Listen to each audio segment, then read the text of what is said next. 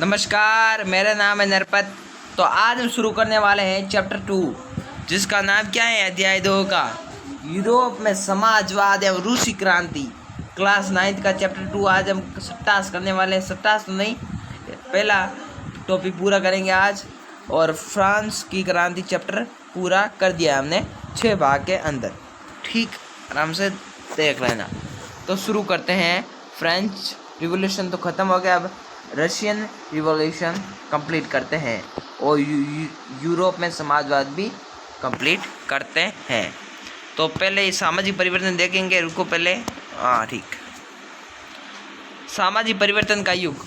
पिछले अध्याय में आपने फ्रांसीसी क्रांति के बाद यूरोप में फैलते जा रहे स्वतंत्रता, समानता, शक्तिशाली विचारों के बारे में पढ़ा। फ्रांसीसी क्रांति ने सामाजिक संरचना के कौन से क्षेत्र में आमूल परिवर्तन की संभावना का सूत्रपात कर दिया। जैसे कि आप पढ़ चुके हैं कि 18वीं सदी से पहले फ्रांस का समाज मोटे तौर पर 3 स्टेटस और श्रेणी में बांटा हुआ था। समाज की आर्थिक और सामाजिक सत्ता कुलीन वर्ग, चर्च का नियंत्रण था। लेकिन क्रांति के बाद संरचना को बदलना संभव दिखाई देने लगा। यूरोप में एशिया सहित दुनिया के तहत सारे हिस्सों में व्यक्तिगत अधिकारों के रूप में स्वरूप सामाजिक सत्ता पर किसका नियंत्रण हो, इस पर चर्चा छिड़ गई। समझे? ये छिड़ गई। भारत में भी राजा राम मोहन राय और डेरोजियो ने फ्रांसीसी क्रांति के महत्व का उल्लेख किया। इन 2 लोगों ने किया और भी बहुत सारे लोग क्रांतिकारी पश्चात यूरोप की स्थितियों के बारे में चल रही बहस में कूद पड़े। तो आज बात करेंगे रूस की क्रांति। रूस की क्रांति हुई 1917 के अंदर और टॉपिक शुरू करेंगे। इसमें बहुत अच्छी ये क्रांति है, पढ़ेंगे अच्छी तरह से, मज़ा आएगा आपको। आगे चल के उपनिवेशों में घटी घटनाओं ने भी इन विचारों को एक नया रूप प्रदान करने में योगदान दिया। ठीक, इसका मगर यूरोप में भी सभी लोग आमूल समाज परिवर्तन के पक्ष में नहीं थे। इस सवाल पर सबकी अलग अलग राय थी। बहुत सारे लोग बदलाव के लिए तैयार थे, लेकिन वह चाहते थे कि बदलाव धीरे धीरे हो। एक खेमा मानता था कि समाज का आमूल पुनर्गठन जरूरी है। कुछ रूढ़िवादी थे जो कुछ उदारवादी या कुछ आमूल परिवर्तनवादी, मतलब रेडिकलवादी। तो अब हम क्या बात करेंगे, मतलब रूस में 3 प्रकार के कम्युनिटी थी। पहली तो थी कौन सी? रूढ़िवादी, जो पुरानी धारणा वाली थी। इन सभी का हम विस्तार से करेंगे और ये क्वेश्चन बार बार क्लास 9 में पूछा जाता है। अभी तो आपके पास वो आ गया होगा सिलेबस ब्रिटिश। उसके बाद दूसरे नंबर है उदारवादी। तीसरे रेडिकलवादी।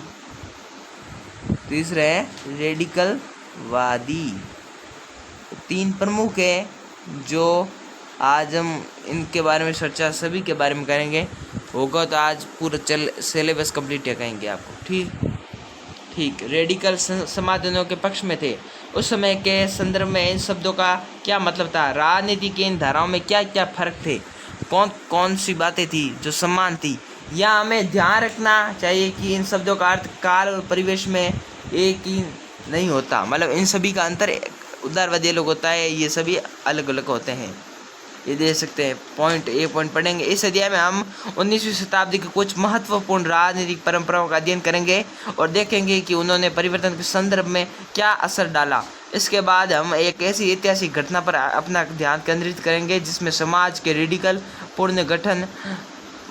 पुनर्गठन का एक गंभीर प्रयास किया गया। रूस में हुई क्रांति के फलस्वरूप समाजवाद 20वीं सदी का स्वरूप तय करने वाले सबसे महत्वपूर्ण और शक्तिशाली विचारों की श्रृंखला का हिस्सा बन गया। अब पढ़ते हैं 1.1 का नाम क्या है? उदारवादी, रेडिकल और रूढ़िवादी। इन सभी का बारे में चर्चा करेंगे। तो समाज परिवर्तन के समर्थकों में एक समूह उदारवादी था। उदारवादी, अब ये यहाँ से शुरू होगा। उदारवादी ऐसा राष्ट्र चाहते थे जिसमें सभी धर्मों को बराबर का सम्मान और जगह मिले। शायद आप जानते होंगे कि उस समय यूरोप में देशों में प्राय किसी एक धर्म को ही ज़्यादा महत्व दिया जाता था। तो उदारवादी क्या चाहते थे? सभी धर्मों को समानता मिले, सभी के साथ सम्मान, भेदभाव किसी के साथ नहीं हो, बराबर हो सभी। ठीक। समान भेदभाव किसी के साथ नहीं हो और ज़्यादा महत्व दिया जाता है था। उसी टाइम तो पता ही है आपको, यूरोप में ज़्यादातर मेराइडी से प्रमुख कहे तो कौन सा ईसाई धर्म ही चलता था। तो उसके बाद ब्रिटेन की सरकार चर्च ऑफ इंग्लैंड का समर्थन करती थी। किसकी? राज्य की धर्म, ईसाई धर्म की। ऑस्ट्रिया और स्पेन कैथोलिक चर्च के समर्थक थे, ये दोनों देश। ठीक। उदारवादी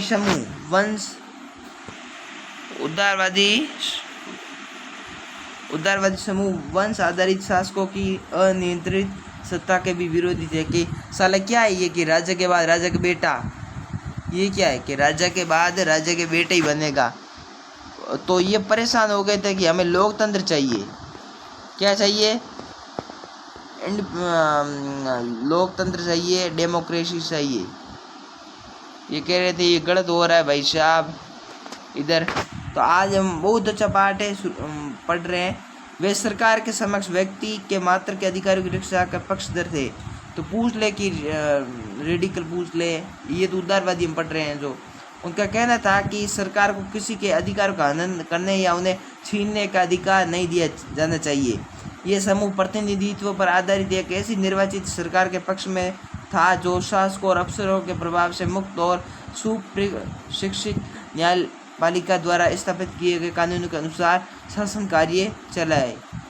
ये समूह लोकतंत्रवादी नहीं था, मतलब ये डेमोक्रेटिक, मतलब ये गलत है, ये डेमोक्रेटिक नहीं था, ये लोकतंत्र में नहीं चाहता था। सिर्फ ये समानता चाहता था, अंतर चाहता था और राजा को मतलब इतना नहीं चाहता था, मतलब राजा निरंकुश नहीं बने ऐसा चाहते थे। ये लोग सार्वभौमिक वयस्क मताधिकार यानी सभी नागरिकों को वोट का अधिकार देने के पक्ष में थे। कि मतलब सभी नागरिकों को, महिला सभी को, मतलब देखते हैं नहीं थे, अधिकार देने के पक्ष में नहीं थे। उनका मानना नागरिक वोट का अधिकार देने के पक्ष में नहीं थे। अरे मतलब ये सभी नागरिकों को वोट का अधिकार देने के पक्ष में नहीं थे। देखो भाई, तो ये गलत कर दिया उन्होंने। उनका मानना था कि वोट का अधिकार केवल संपत्ति अधिकारियों को ही मिलना चाहिए। तो ये साले अब गलत बोल रहे हैं उदारवादी, अब ये गलत हो रहा है उदारवादी, अब गलत कह रहे हैं। मताधिकार आंदोलन में होएगा इसमें। इसके विपरीत रेडिकल समूह के लोग ऐसी सरकार के पक्ष में थे जो देश की आबादी के बहुमत के समर्थन पर आधारित हो। इनमें से बहुत सारे लोग महिला मताधिकार आंदोलन के समर्थक थे कि वो महिला की साइड देते थे। कौन? रेडिकलवादी।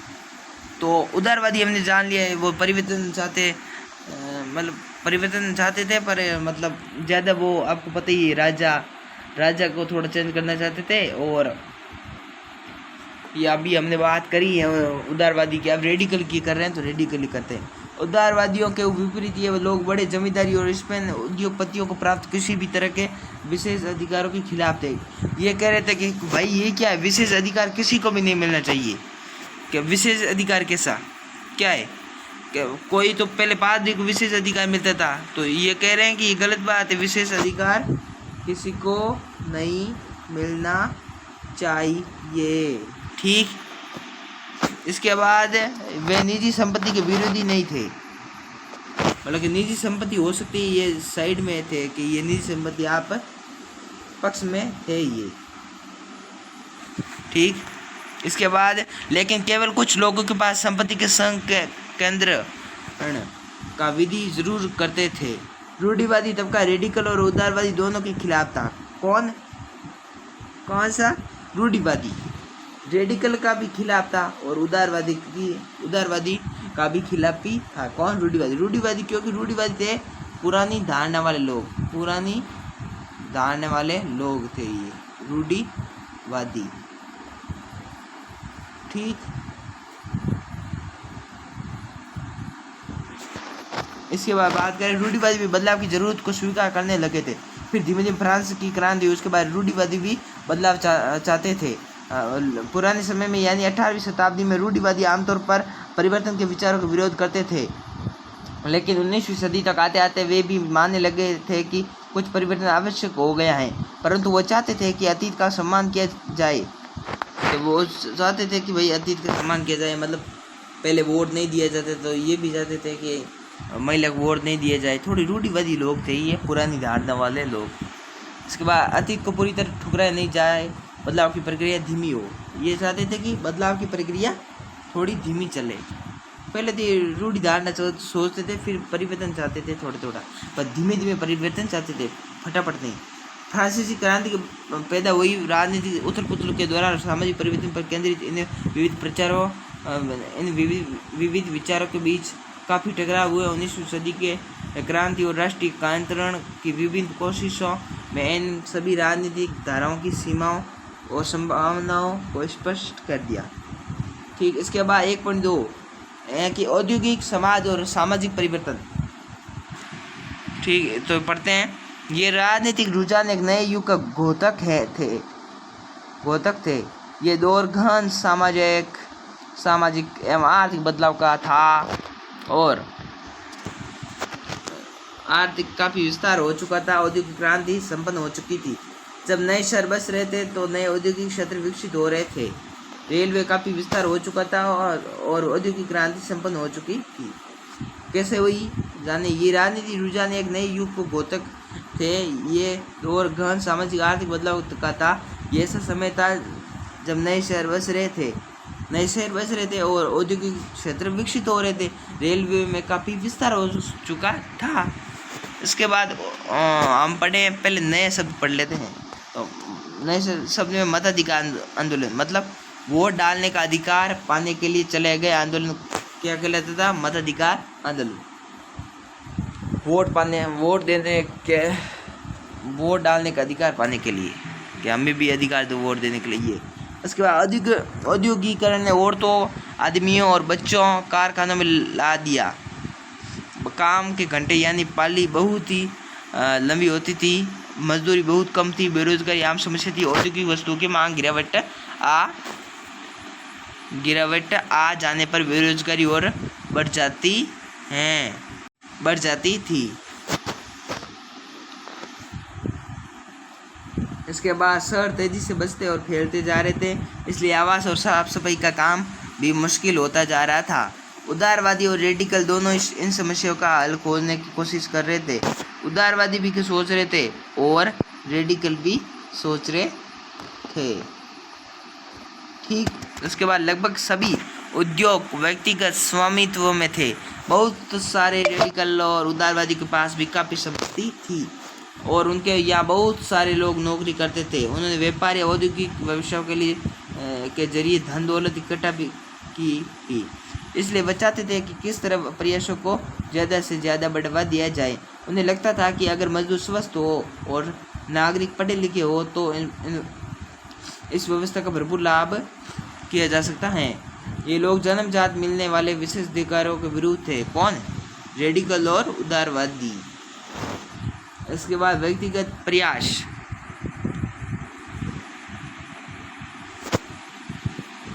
व्यक्तिगत प्रयास में कौन कौन से? श्रम और उद्यमशीलता में उनका गहरा विश्वास था। उनकी मान्यता थी कि यदि हर एक को व्यक्तिगत स्वतंत्रता दी जाए, गरीबों को रोजगार मिले और जिनके पास पूंजी है उन्हें बिना रोक टोक काम करने का मौका दिया जाए तो समाज तरक्की कर सकता है। इसी कारण 19वीं सदी की शुरुआत में दशकों में समाज परिवर्तन के इच्छुक बहुत सारे लोग कामकाजी स्त्री पुरुष उदारवादी रेडिकल समूह में पार्टियों के इर्द गिर्द गोलबंद हो गए थे। ये प्रमुख बात है। इसके बाद यूरोप में अब पॉइंट आया कि यूरोप में 1815 में जिस तरह की सरकारें बनी उनसे छुटकारा पाने के लिए कुछ राष्ट्रवादी उदारवादी रेडिकल आंदोलनकारी के पक्ष में थे। फ्रांस, इटली, जर्मनी और रूस में ऐसे लोग क्रांतिकारी हो गए और राजाओं के तख्तापलट का प्रयास करने लगे। राष्ट्रवादी कार्यकर्ता क्रांति जरिए ऐसे राष्ट्रों की स्थापना करना चाहते थे जिनमें सभी नागरिकों को समान अधिकार प्राप्त हो। 1815 के बाद इटली के राष्ट्रवादी गिस्पे मैजिनी। कौन? गिस्पे मैजिनी नहीं थे, नहीं गिस्पे ही होंगे। गिस्पे मैजिनी ने यही लक्ष्य प्राप्त करने के लिए अपने समर्थकों के साथ मिलकर राजा के खिलाफ साजिश रची थी। भारत सहित दुनिया भर के राष्ट्रवादी इसकी रचनाओं को पढ़ते हैं। इसकी गिस्पे मैजिनी के। इसके बाद 1.3 पॉइंट यूरोप में समाजवाद का आना। कैसे है यूरोप में समाजवाद? पढ़ते हैं। समाज के पूर्ण गठन की संभवतः सबसे दूरगामी दृष्टि प्रदान करने वाली विचारधारा समाजवादी थी। मतलब समाज के पूर्ण गठन की संभवतः सबसे दूरगामी दृष्टि प्रदान करने वाली विचारधारा कौन सी थी? समाजवाद थी। 19वीं सदी के मध्य तक यूरोप में समाजवाद एक जाना पहचाना विचार था। इसकी तरफ बहुत सारे लोगों का ध्यान आकर्षित हो रहा था। समाजवादी निजी संपत्ति के विरोधी थे, यानी संपत्ति पर निजी स्वामित्व को सही नहीं मानते थे। मतलब समाजवादी क्या सोचते थे कि भाई ये गलत है, ये बंदे जे अगर मतलब वो अपने निजी पैसे रख रहे तो ये गलत बात है कि इतने पैसे धनी बन रहे आदमी, गरीब बेरोजगार बैठे हैं और समय बहुत ज़्यादा लग रहा है, मतलब बहुत दिन काम करना, बहुत घंटे काम करना पड़ता है, तो ये विरोध में थे। स्वामित्व की व्यवस्था की सारी समस्याओं की जड़ें वे ऐसा क्यों मानते थे? तो पढ़ते हैं। उनका तर्क था कि बहुत सारे लोगों के पास संपत्ति तो हैं जिससे दूसरों को रोजगार भी मिलता है, लेकिन समस्या ये है कि संपत्तिधारी व्यक्ति को सिर्फ अपने फायदे से ही मतलब रहता है, वो उनके बारे में नहीं सोचता जो उसकी संपत्ति को उत्पादनशील बनाते हैं। इसलिए अगर संपत्ति पर किसी एक व्यक्ति के बजाय पूरे समाज के नियंत्रण हो तो सामाजिक हितों पर ज़्यादा अच्छी तरह से ध्यान दिया जा सकता है। इसके बाद समाजवादी इस तरह का बदलाव चाहते थे, जो इसके लिए उन्होंने बड़े पैमाने पर अभियान चलाया था। जैसे कि कोई समाज संपत्ति के बिना कैसे चल सकता है, समाजवादी समाज का आधार क्या होगा, तो ये जाने अब कि समाजवादियों के पास भविष्य के बिल्कुल भिन्न दृष्टि थी। कुछ समाजवादियों को कोऑपरेटिव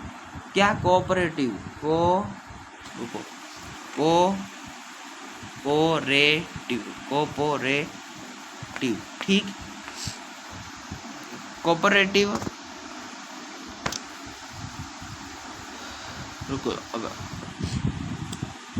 कोऑपरेटिव यानी सामूहिक उद्यम के विचार में दिलचस्पी थी। इंग्लैंड के जाने माने उद्योगपति रॉबर्ट ओवेन, अब जानेंगे मजा आएगा। रॉबर्ट ओवेन 1771 से 1858 का काल में ने इंडियाना मतलब अमेरिका में नया समन्वय के नाम से एक नए तरह के समुदाय की रचना का प्रयास किया। कुछ समाजवादी मानते थे कि केवल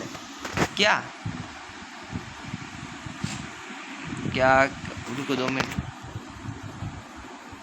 कि केवल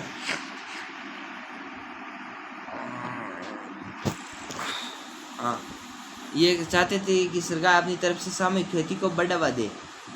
कौन चाहते थे? समाजवादी। और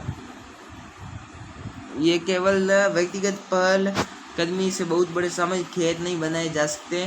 वो चाहते थे कि सरकार अपनी सामूहिक खेती को बढ़ावा दे। उदाहरण के लिए फ्रांस में लुई ब्लांक चाहते थे कि सरकार पूंजीवादी उद्यमियों की जगह सामूहिक उद्यमियों को बढ़ावा दे। ठीक, ये चाहते थे समाजवादी। कोऑपरेटिव ऐसे लोगों के समूह थे, ये पॉइंट बन सकता है। कोऑपरेटिव किसे कहते हैं, पर पॉइंट बन सकता है कि कोऑपरेटिव, अब बताते हैं आपको। कोऑपरेटिव ऐसे समूह थे, ऐसे लोगों के समूह थे जो मिलकर चीज़ें बनाते थे और मुनाफे के प्रत्येक सदस्य द्वारा किए गए काम के हिसाब से आपस में बांट लेते थे कि मुनाफा जितना होता था जितना आपस में बांट लेते थे। जैसे कि 1000 रुपये है तो 1000 रुपये सभी ने बांट लिया। कोऑपरेटिव ऐसे लोगों के समूह थे जो मिलकर चीज़ें बनाते थे और मुनाफे प्रत्येक सदस्य में द्वारा किए गए काम के जितना आदमी वो काम करते थे उसके हिसाब से बांट देते थे, मतलब रुपए को। ठीक, इसके बाद अब बहुत अच्छा पार्ट स्टार्ट हो गया मेरे डिस। इतनी देर अच्छा भी चल रहा था। जैसे कार्ल मार्क्स और फ्रेडरिक एंगल्स ने इस दिशा में कई नए तर्क दिए। मार्क्स का विचार था कि औद्योगिक समाज पूंजीवादी समाज है। औद्योगिक समाज है ना, ये क्या है? एक अभी बताते हैं आपको। औद्योगिक समाज एक पूंजीवादी समाज है, ये बात याद रखना। औद्योगिक समाज कह सकते हैं एक समाजवादी औद्योगिक समाज एक समाज पूंजीवादी समाज है। क्या? पूंजीवादी समाज है। कौन? औद्योगिक समाज। इसके बाद बात करें पूंजीवादी समाज है, फैक्ट्री में लगी पूंजी पर पूंजीपतियों का स्वामित्व है और पूंजीपतियों का मुनाफा मजदूरों की मेहनत से पैदा होता है। क्या? मजदूरों की मेहनत से पैदा होता है क्या? मुनाफा। मार्क्स का निष्कर्ष था कि जब तक निजी पूंजीपति इसी तरह मुनाफे का संचय करते जाएंगे जब तक मजदूरों की स्थिति में सुधार नहीं हो सकता है। अपनी स्थिति में सुधार लाने के लिए मजदूरों की पूंजीवाद व निजी संपत्ति पर आधारित शासन उखाड़ फेंकना होगा। ये कार्ल मार्क्स का कहना था। मार्क्स कहते हैं कि विश्वास था कि खुद को पूंजीवादी शोषण से मुक्त कराने के लिए मजदूरों को एक अत्यंत भिन्न किस्म का समाज बनाना होगा जिसमें सारी संपत्ति पूरे समाज यानी सामाजिक नियंत्रण और स्वामित्व रहेगा। उन्होंने भविष्य के इस समाज को साम्यवादी मतलब कम्युनिस्ट समाज का नाम दिया। किसने? अब क्वेश्चन आ सकते हैं, कम्युनिस्ट क्या? रुको, ऐसे पूछ सकते हैं, कम्युनिस्ट समाज किसने दिया? कम्युनिस्ट समाज ये किसने दिया भाई? अपने कार्ल मार्क्स साहब जिन्होंने सोशल कॉन्ट्रैक्ट पुस्तक लिखी जो हमने फ्रांस की क्रांति में पढ़ी है। सोशल कॉन्ट्रैक्ट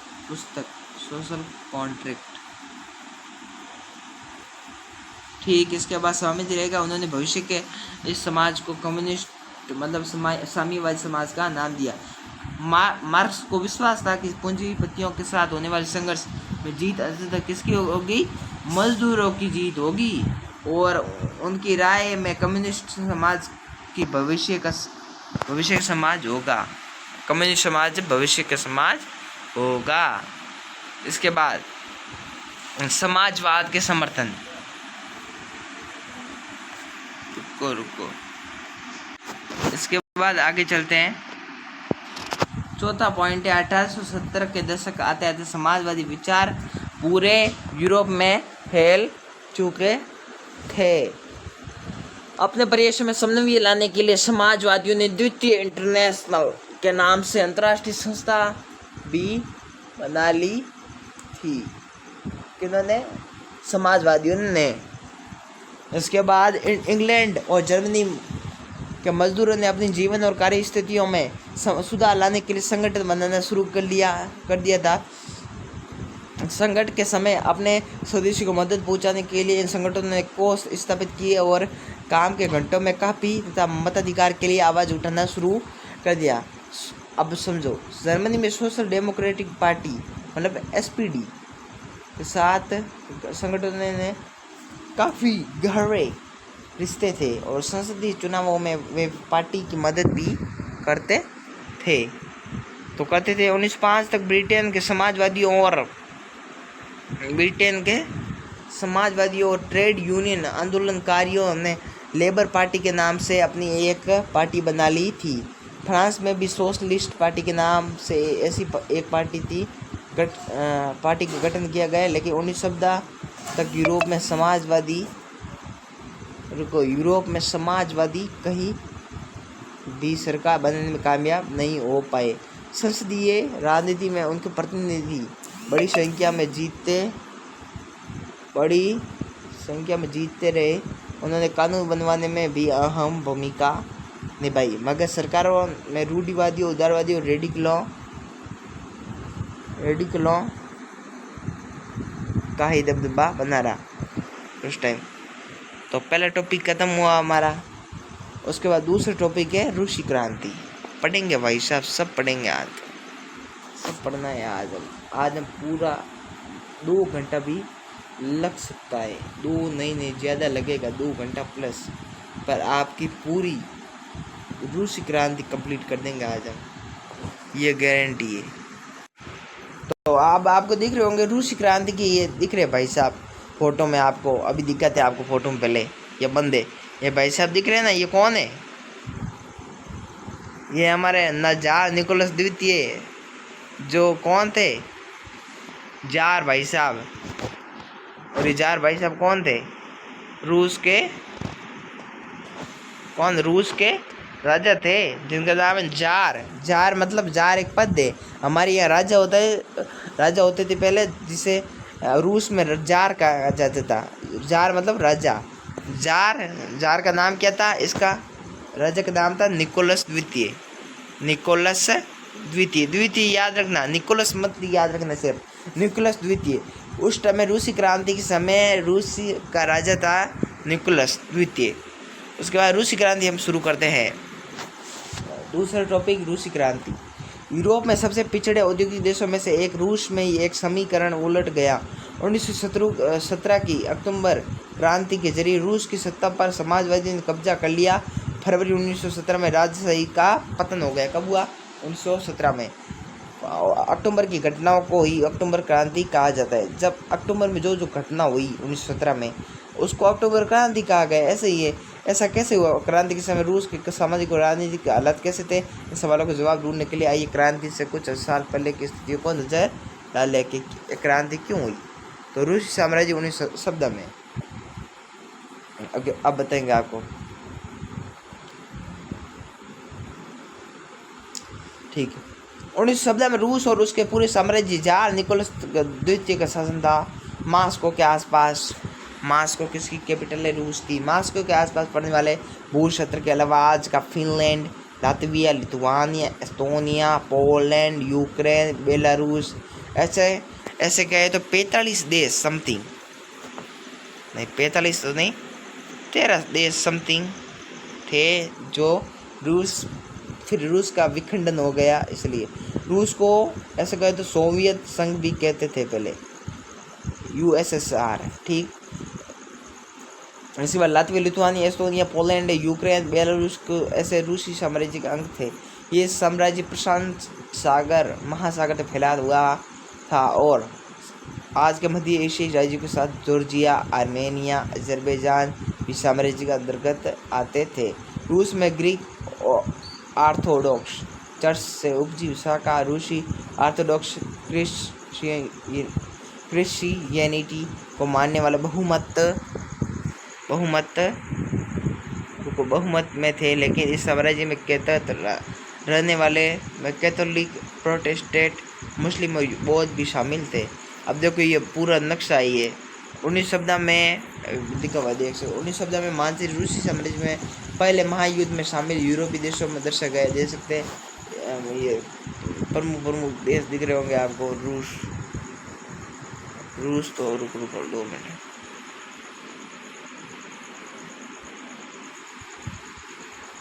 ये देख रहे होंगे रूसी साम्राज्य की सीमा जर्मनी से लगती है, ऑस्ट्रिया हंगरी से लगती है, रोमानिया, बुल्गारिया, ओटोमन साम्राज्य से लगती है। ओटोमन साम्राज्य मतलब तुर्क साम्राज्य, यहाँ की बात है ना, वही बात है। उसके बाद 2.2 अर्थव्यवस्था और समाज।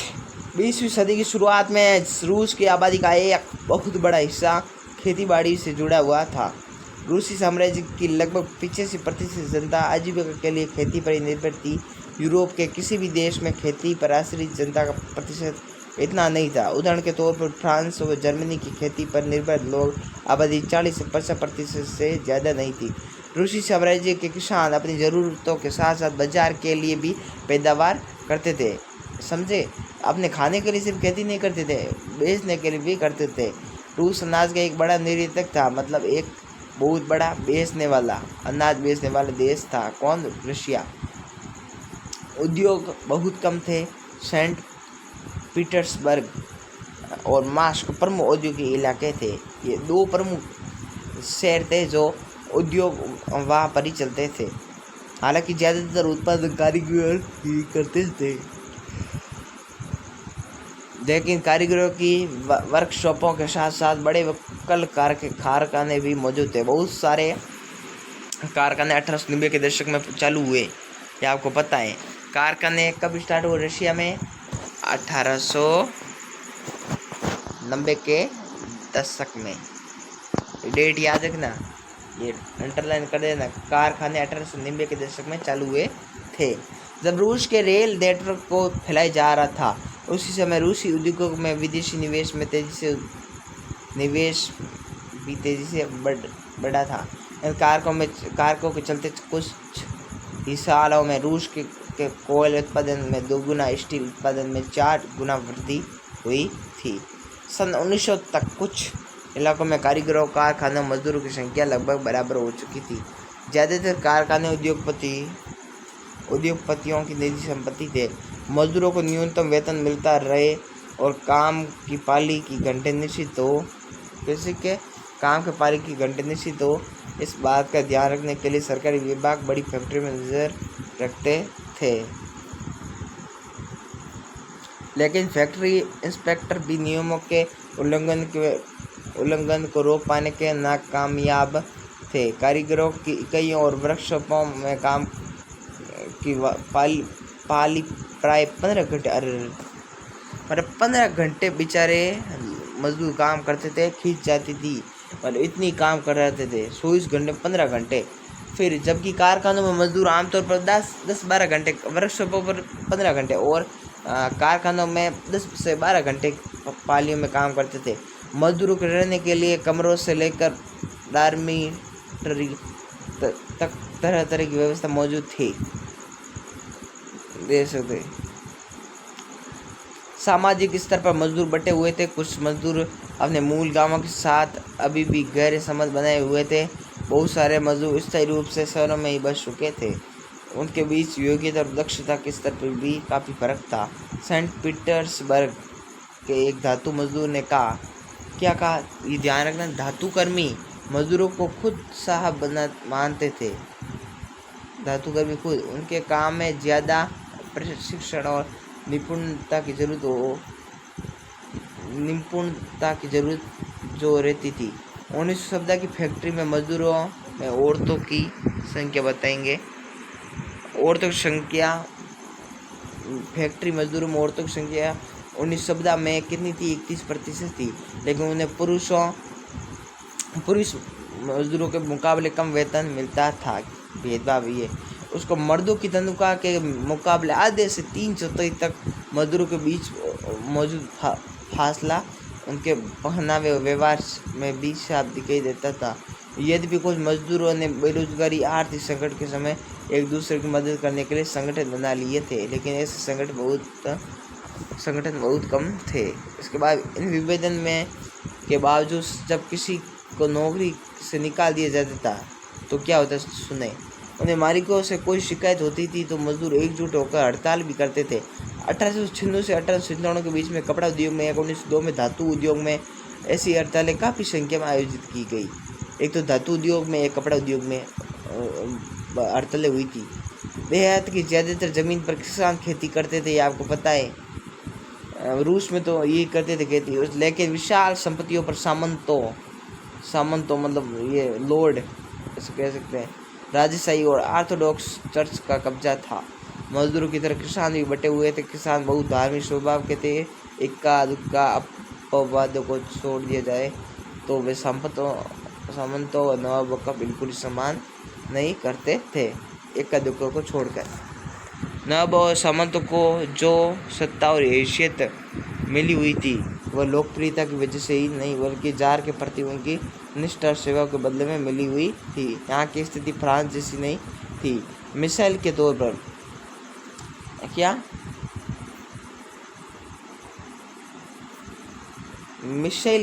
पर जाने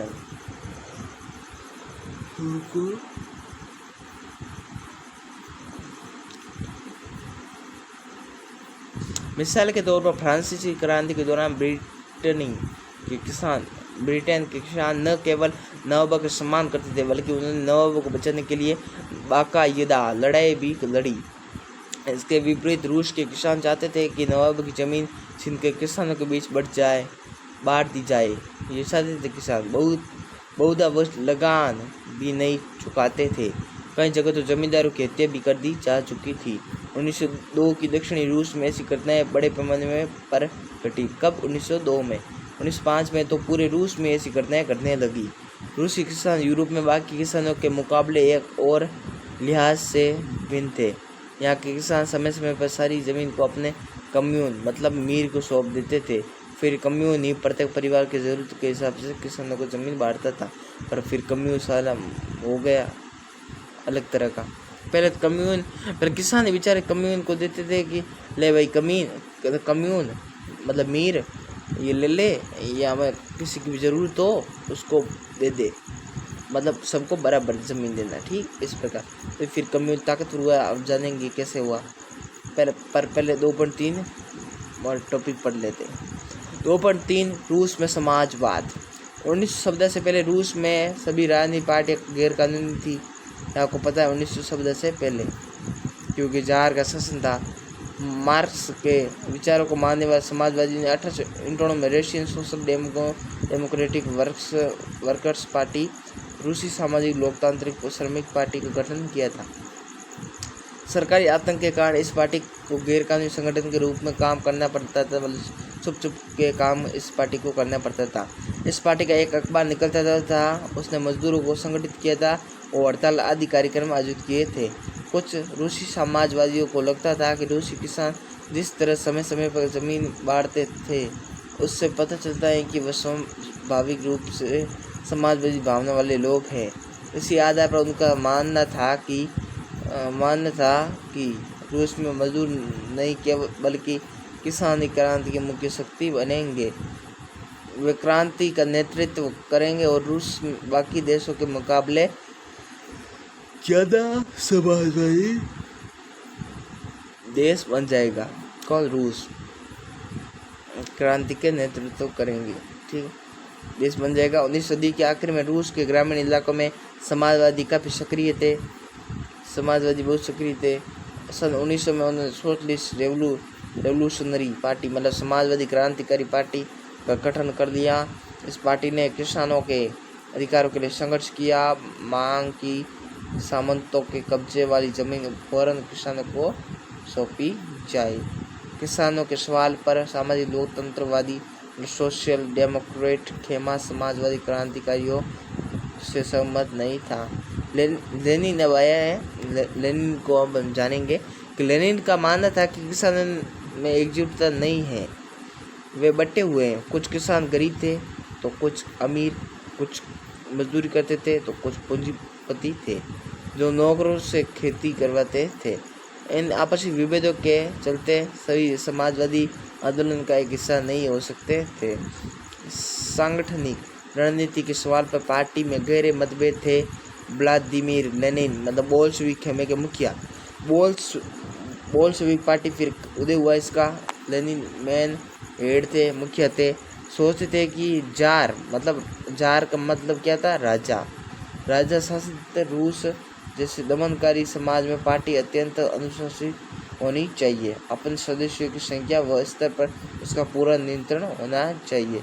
दूसरा खेमा मेनशेविक मानता था कि पार्टी में सभी को सदस्यता दी जानी चाहिए। उसके बाद 2.4 पॉइंट उत्तर पुत्र का समय 1905 की क्रांति। ये बहुत अच्छा पॉइंट है कि रूस एक निरंकुश राज्य से ही था। अन्य यूरोपीय शासकों के विपरीत 20वीं सदी की शुरुआत में जार राष्ट्रीय संसद के अधीन नहीं था। संसद के अधीन में राजा नहीं था, ये बात याद रखना। जार का मतलब क्या है? राजा।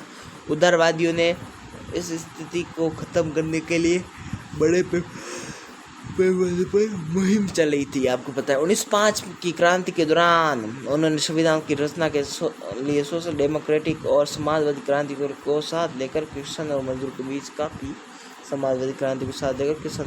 बीच काफ़ी काम किया। रूसी साम्राज्य के तहत उन्हें राष्ट्रवादियों जैसे पोलैंड में और इस्लाम के आधुनिकीकरण के समर्थक जदीदियों मुस्लिम बहुल इलाकों में का भी समर्थन मिला जदीदियों को। और इसके बाद रूसी मजदूरों के लिए 1904 का साल बहुत ही बुरा था। किसके लिए? रूसी मजदूरों के लिए, क्योंकि अब जानेंगे कि ज़रूरी चीज़ों की कीमतें इतनी तेज़ी से बढ़ी कि वास्तविक वेतन में 20% तक की गिरावट आ गई। उसी समय मजदूर संगठनों की सदस्यता में भी तेज़ी से वृद्धि हुई।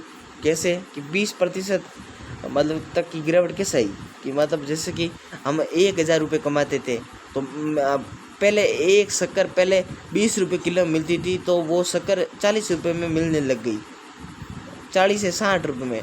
तो फिर बेचारे लोग तो पैसे उतने ही कमाते थे, 10,000। वो तो शक्कर तो पहले वो 20 रुपये में आती थी, वो अभी 60 रुपये में आने लगी, तो 40 रुपये का लॉस होने लगा, मतलब 20% लॉस तो होने लगा, तो ये घाटा हुआ। ये प्रमुख इस प्रकार गिरावट आई। बेचारे मजदूर बहुत परेशान हुए 1904 के दशक में साल में, जब 1904 में गठित हो गई असेंबली ऑफ रशियन वर्कर्स, मतलब रूसी श्रमिक सभा के 4 सदस्यों को यूटी लोग आयरन वर्कर्स में उनकी नौकरी से हटा दिया गया, तो मजदूरों ने आंदोलन छेड़ने का ऐलान कर दिया। अगले दिन कुछ दिनों के भीतर सेंट पीटर्सबर्ग के कितने लोग, सैकड़ा, 1,10,000 से ज़्यादा मजदूर काम के घंटे घटाकर काम किए जाने, वेतन में वृद्धि, कार्य स्थिति को सुधार की मांग करते हुए हड़ताल पर चले गए। इसी दौरान जब पादरी गेपोन के नेतृत्व में मजदूर का एक जुलूस विंटर पैलेस में जार के महल के सामने पहुंचा, तो पुलिस और कोसेक्स ने मजदूरों पर हमला बोल दिया और इस घटना में 100 से ज़्यादा मजदूर मारे गए और लगभग 300 घायल हुए, 400 लोग मतलब परेशान हुए। इनमें से इस घटना में खूनी रविवार के नाम से भी जाना जाता है। कैसे जाना जाता है? अब ये क्वेश्चन पूछा गया है परीक्षा में कि खूनी रविवार क्यों कहा जाता है, खूनी रविवार क्या है, ये पूछ सकते हैं। तो क्या है खूनी रविवार, हम बात करेंगे कि क्या बात है कि 1,10,000 से ज़्यादा लोग मजदूर काम के घंटा घटाकर 8 घंटे किए जाने, वेतन वृद्धि और कार्य स्थिति को सुधार में मांग करते हुए हड़ताल पर चले गए। तो इसी दौरान जब पादरी गेपोन के नेतृत्व में मजदूरों का एक जुलूस, क्या अब यहाँ से होता तो कर लो, यहाँ से या तो शुरू तो यहाँ से करना है अगले कुछ दिनों पर, वो तो ऐसे कर लो, यहाँ शुरू कर दो, वो तो नहीं होता तो आप यहाँ शुरू करो। इसी दौरान जब पादरी गेपोन, या यहाँ से कर दो, जब पादरी गेपोन, मेरे आइडिया से बेटर कहाँ रहेगा, यहाँ से जब पादरी गेपोन के नेतृत्व में मजदूरों का एक जुलूस विंटर पैलेस मतलब जार के महल के सामने पहुंचा, तो पुलिस और कॉन्सेक्स ने मजदूरों पर हमला बोल दिया। इस घटना में 100 से ज़्यादा मजदूर मारे गए और लगभग 300 घायल हुए। इतिहास में इस घटना को क्या जाता है, खूनी रविवार के नाम से याद किया जाता है। तो याद रखना, खूनी रविवार किसे कहते हैं, ये सवाल पूछा जाता है। ये क्वेश्चन आप लिख देना, छपेगा गारंटी है। उसके बाद 1905 की क्रांति की शुरुआत इसी घटना से हुई थी। 1905 की क्रांति की शुरुआत कहाँ से हुई थी? खूनी रविवार से हुई थी। बेचारे 300 लोग तो घायल और 100 लोग मरे गए। ये देखो, ऐसा निरंकुश शासक था तो सोच सकते हैं। 1905 की क्रांति की शुरुआत इसी घटना से हुई थी। सारे देश में हड़तालें होने लगी। जब नागरिक स्वतंत्रता के भाव का विरोध करते हुए विद्यार्थी अपनी कक्षाओं का बहिष्कार करने लगे, तो विश्वविद्यालय में बंद कर दिए गए। वकीलों, डॉक्टरों, इंजीनियर, न्यायाधीश, मध्यवर्गीय कामगार में संविधान सभा के गठन की मांग करते हुए यूनियन ऑफ द यूनियंस की स्थापना कर दी। किन्होंने की? कामगारों ने संविधान सभा के गठन की मांग करते हुए यूनियन ऑफ द यूनियंस का स्थापना की कामगारों ने। तो पूछ सकते हैं कामगारों ने कौन सी स्थापना की? यूनियन ऑफ यूनियंस की स्थापना किसने की? पूछ सकते हैं, ठीक। इसके बाद 1905 की क्रांति के दौरान जार ने एक निर्वाचित परामर्शदाता संसद या ड्यूमा, ये बात पूछ सकते हैं कि रूस की संसद का नाम क्या था? ड्यूमा। क्या? ड्यूमा का गठन हुआ 1905 के अंदर। ड्यूमा संसद है, जिस प्रकार भारत की संसद पार्लियामेंट या संसद, भारत की संसद ये नाम भारत संसद ही है, भारत की संसद का नाम संसद ही है, ठीक। उसके बाद जिस प्रकार रूस में भी संसद का नाम ड्यूमा था। ड्यूमा का गठन 1905 के अंदर हुआ था, अपनी सहमति दे दी। इसके बाद क्रांति के समय कुछ दिन तक फैक्ट्री मजदूरों की बहुत सारी ट्रेड यूनियनें और फैक्ट्री कमेटियां भी अस्तित्व में रही। 1905 के बाद ज़्यादातर कमेटियां और यूनियनें अनधिकृत रूप से काम करने लगी, क्योंकि उन्हें गैरकानूनी घोषित कर दिया गया था। राजनीतिक गतिविधियों पर भारी पाबंदियां लगा दी गई। जार ने पहली ड्यूमा को मात्र 75 दिन के भीतर पुनः निर्वाचित, दूसरी ड्यूमा को 3 महीने के भीतर बर्खास्त कर दिया था। वह किसी तरह की जवाबदेही या अपनी सत्ता पर किसी तरह का अंकुश नहीं चाहता था। कौन? जार निकोलस द्वितीय। उसने मतदान कानून में फेरबदल करके तीसरी बीमा में रूढ़िवादी राजनेताओं को भी भर डाला। सालार जार भी बहुत कमी था रूढ़िवादी था कि इनको पता है रूढ़िवादी राजा के पक्ष लेंगे, इसलिए साले ने रूढ़िवादी कोई मतलब मतदान में फेरबदल करके कैसे कर लिया होगा, राजनीति को भर डाला होगा, क्रांतिकारियों को बाहर रखा गया। ये गलत किया है इन्होंने। उसके बाद पहला विश्व युद्ध और रूसी साम्राज्य। अब अच्छा आया है कि रूसी साम्राज्य कितने भागों में बटा हुआ था, तो आप बात करेंगे। तो रूस की प्रथम विश्व युद्ध हुआ, ये आपको पता है। प्रथम वर्ल्ड वॉर कब हुई? 1917 में शुरुआत और 1918 में ख़त्म। तो इसमें दो खेमों में पूरा विश्व बटा हुआ था। एक था धुरी राष्ट्र, एक था मित्र राष्ट्र। ठीक, तो धुरी में थे कौन कौन? प्रमुख बता देते हैं। धुरी में Germany, Italy, Japan. Germany, Italy, Japan, ये धुरी राष्ट्र में थे। और उसके बाद अमेरिका मतलब यूएसए, रशिया, बड़ी बड़ी शक्तियाँ, ऑस्ट्रिया,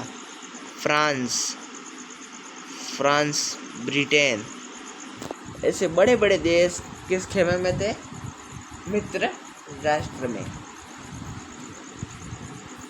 ठीक, तो ये हुआ विश्व युद्ध की शुरुआत हुई 1917 से 18 खत्म हुआ। तो बात करते हैं क्या हुआ इस दिन। 1917 में दो यूरोपीय गठबंधनों के बीच युद्ध छिड़ गया। एक खेमे में जर्मनी, ऑस्ट्रिया, तुर्की थे। ऐसे कहते तो प्रथम विश्व युद्ध की बात करें तो ये थे प्रमुख कौन? जर्मनी, ऑस्ट्रिया, तुर्की। द्वितीय विश्व युद्ध में जर्मनी, इटली, जापान थे। पर पहले विश्व युद्ध में ऑस्ट्रिया, तुर्की और जर्मनी थे। ये धुरी शक्तियाँ थी। इसके बाद तो दूसरे खेमे में फ्रांस, ब्रिटेन व रूस। बाद में इटली और रोमानिया भी खेमे में शामिल हुए। किसमें? प्रथम विश्व युद्ध में। उसके बाद इन सभी देशों के पास विशाल वैश्विक साम्राज्य में, इसलिए यूरोप के साथ ये युद्ध यूरोप के बाहर भी फैल गया। इस युद्ध को पहला विश्व युद्ध कहा जाता है। और चेंज ये पहले विश्व में शक्तियाँ दूरी अलग थी, मित्र शक्तियाँ अलग थी। मित्र शक्तियाँ में पहले विश्व युद्ध में इटली शामिल था, पर द्वितीय विश्व युद्ध में चेंज हो गया, वो दूरी में चला गया। इसके बाद इस युद्ध के शुरू में रशिया का काफ़ी समर्थन मिला। जनता ने जार का साथ दिया, लेकिन जिसे युद्ध लंबा खींचता गया, जार ने ड्यूमा में मौजूद मुख्य पार्टी से सलाह लेना छोड़ दिया। तो भड़केंगे लोग, उसके प्रति जन समर्थन कम होने लगा। जर्मनी विरोधी भावनाएं दिनों दिन बलवती होने लगी। जर्मनी विरोधी भावनाओं के कारण यही लोगों ने सेंट पीटर्सबर्ग का नाम बदलकर क्या रख दिया? यही याद रखना, सेंट पीटर्सबर्ग का नाम बदलकर क्या रख दिया गया? पेट्रोग्राद रख दिया, क्योंकि सेंट पीटर्सबर्ग जर्मन नाम था। जारीना, जार की पत्नी महारानी अलेक्सांद्रा के जर्मन मूल का होने और उसके घटिया सलाहकारों, खास तौर पर रासपुतीन नामक एक सन्यासी राजशाही को एक अलोकप्रिय बना दिया। प्रथम विश्व युद्ध के पूर्वी मोर्चे पर चल रही लड़ी पश्चिमी मोर्चे की लड़ी से भिन्न थी। पश्चिम में सैनिक की पूर्वी फ्रांस की सीमा पर बनी खाइयाँ लड़ी लड़ रहे थे, जबकि पूर्वी मोर्चे पर सेना ने काफ़ी बड़ा फासला तय कर लिया था। इसके बाद इस मोर्चे पर बहुत सारे सैनिक मौत के मुंह में जा चुके थे। सेना की पराजय ने रूसियों का मनोबल तोड़ दिया था। इसके बाद 1917 से 1916 के बीच, क्या 1917 से 1916 के बीच जर्मनी और ऑस्ट्रिया में रूस रूसी सेनाओं को भारी पराजय झेलनी पड़ी। इसके बाद 1970 में 17 लाख लोग मारे चुके थे। पीछे हटती रूसी सेनाओं ने रास्ते में पड़ने वाली फसलों और इमारतों को भी नष्ट कर दिया था। अरे ये गलत बात है भाई, फसलों को नष्ट करेंगे तो ये गलत हुआ ना। ताकि दुश्मन की सेना वहाँ टिक नहीं सकती, क्योंकि फसल में यह सेना लुक सकती थी, छिप सकती थी। फसलों और इमारतों के विनाश से रूस में 30 लाख से ज़्यादा लोग शरणार्थी, मतलब ऐसे बस गए लोग।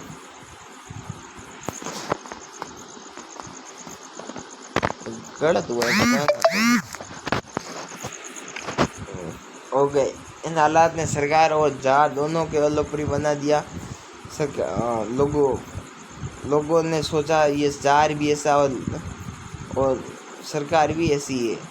सिपाही भी युद्ध से तंग हो गए थे बेचारे कि माँ से ये साले युद्ध तो ख़त्म हो नहीं रहा है, इसलिए सैनिक भी परेशान हो गए थे। अब वे लड़ना नहीं चाहते थे।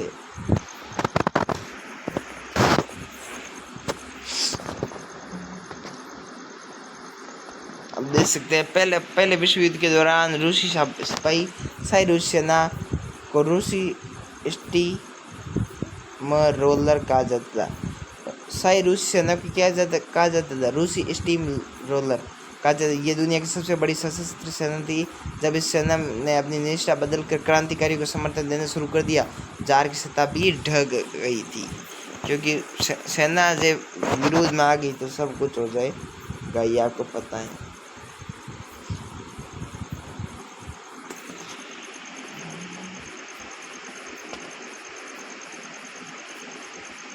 इसके बाद युद्ध से उद्योगों पर भी बुरा असर पड़ा, आपको पता है।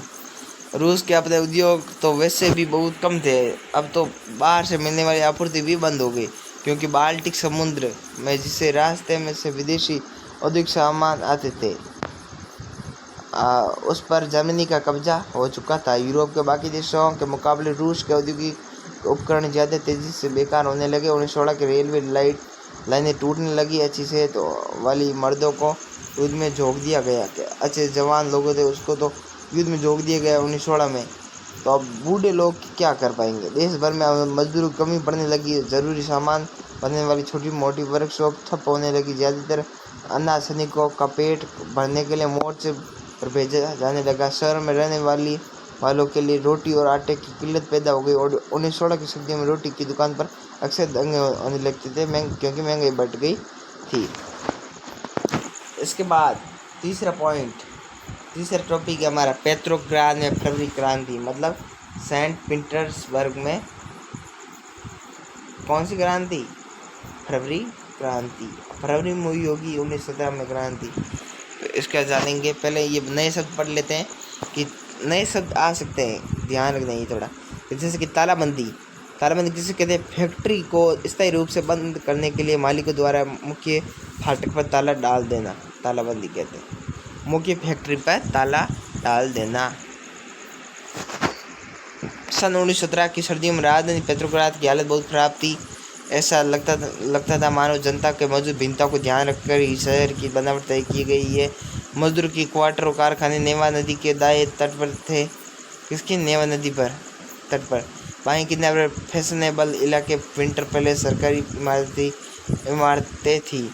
जिस महल में ड्यूमा की बैठक होती थी वह इसी तरह था। फरवरी में मजदूरों के इलाके में खाद्य पदार्थों की भारी कमी पैदा होगी। उस साल ठंड भी बहुत ज़्यादा पड़ी थी। भीषण कोहरा, बर्फबारी हुई थी। संसदीय प्रतिनिधि चाहते थे कि निर्वाचित सरकार बची रहे, इसलिए वह राज्य द्वारा ड्यूमा को भंग करने के लिए की जा रही कोशिशों को विरोध कर रहे थे। 22 फरवरी को दाएं तट पर स्थित एक फैक्ट्री में तालाबंदी घोषित कर दी गई, क्योंकि अब जाने अगले दिन इस फैक्ट्री के मजदूरों के समर्थन में 50 फैक्ट्रियों के मजदूरों ने भी हड़ताल का ऐलान कर लिया। बहुत सारे कारखानों में ये बेचारे इन्होंने क्यों हड़ताल की पता है? 50 फैक्ट्रियों के, क्योंकि ये सोच रहे थे बेचारे कि अगर इनकी फैक्ट्री बंद हुई है तो हमारी भी हो सकती है, फिर अगर हमने साथ इनका दिए तो हमारे भी साथ ये भी देंगे। इस प्रकार इसलिए 50 फरवरी को लोग मजदूरों ने हड़ताल ऐलान किया। फरवरी क्रांति इसी मेरेडिस कहते पर पढ़ते आगे क्या होता है। फरवरी महीने में 1917 के फरवरी में बहुत सारे कार्यक्रम में हड़ताल के नेतृत्व औरतें कर रही थी। इसी दिन को बाद में अंतर्राष्ट्रीय महिला दिवस नाम दिया गया। तो इसी दिन फरवरी में तो अंतर्राष्ट्रीय महिला दिवस भी फरवरी में मनाए जाते, ये याद रखना। तो अंतर्राष्ट्रीय महिला दिवस का नाम दिया गया। आंदोलनकारी जनता बस्ती पर करके राजधानी के बीचों बीच निवेश की प्रोस्पेक्ट तक आ गई। इस समय तक और राजनीतिक पार्टी आंदोलन को सक्रिय रूप से संगठित और संचालित नहीं कर रही थी। जब फैशनेबल रिहायशी इलाकों और सरकारी इमारतों को मजदूरों ने घेर लिया तो सरकार ने कर्फ्यू लगा दिया। क्या लगा दिया? कर्फ्यू। शाम तक प्रदर्शनकारी तितर बितर हो गए, लेकिन 24 से 25 तारीख को वह फिर इकट्ठा होने सरकार ने उन पर नजर रखने के लिए घुड़सवार सैनिकों को भी पुलिस को तैनात कर दिया। अब याद रखना क्या हुआ धमाका। रविवार 25 फरवरी को सरकार ने डीमा को बर्खास्त कर दिया गया। डीमा को बर्खास्त कब किया गया? रविवार 25 फरवरी को। सरकार के इस फैसले से खिलाफ राजनीति के बयान देने लगे। 26 तारीख को प्रदर्शनकारी बहुत बड़ी संख्या में बाएं तट के इलाके में इकट्ठा हो गए। बाएं तट मतलब सरकारी इलाके में, जहाँ महल थे, सरकारी भवन थे, जहाँ पर ठीक इकट्ठा हो गए। फिर पढ़ लेते पहले ड्यूमा में पेट्रोग्राद सोवियत की बैठक फरवरी 1917 में। 1917 की बात करें, शब्द की नहीं, ठीक। ये सब 17 में हो रहा है। ये पेट्रोग्राद फरवरी क्रांति। 27 को उन्होंने पुलिस मुख्यालय पर हमला करके उनकी तहस नहस कर दिया। यह 27 को हुआ। 27 फरवरी 1917 को ये हुआ घटना। रोटी तनख्वाह कम, काम के घंटों में कमी और लोकतांत्रिक अधिकारों के पक्ष में नारे लगाते असंख्य लोग सड़कों पर जमा हो गए। सरकार ने स्थिति पर नियंत्रण कायम करने के लिए एक बार फिर घुड़सवार सैनिकों को तैनात कर दिया, लेकिन घुड़सवार सैनिकों की टुकड़ियों में प्रदर्शनकारियों पर गोली चलाने के लिए क्या मना किया? चलाने के लिए इनकार कर दिया। गुस्साए सिपाही ने एक रेजिमेंट की बैरक में अपने ही एक अफसर पर गोली चला दी। एक मतलब अपने अफसर को एक गोली चला दी।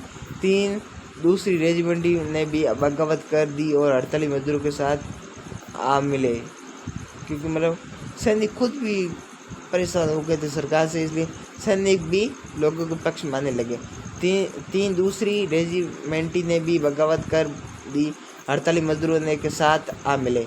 उस शाम को सिपाही और मजदूर एक सोवियत मतलब परिषद का गठन करने के लिए उसी इमारत में जमा हुए जहां तक ड्यूमा की बैठक हुआ करती थी। यहीं से पेट्रोग्राद सोवियत का जन्म हुआ। सोवियत मतलब रूस के स्थानीय स्वशासी संगठन। इसके बाद अगले दिन तक प्रतिनिधिमंडल जार से मिलने गया। सैनिक कमांडरों ने उसे सलाह दी कि राजगद्दी छोड़ दे। किसको? जार को कहा होगा। इसके बाद उसने कमांडर की बात मान दी। 2 मार्च को गद्दी छोड़ दी। किसने? जार ने।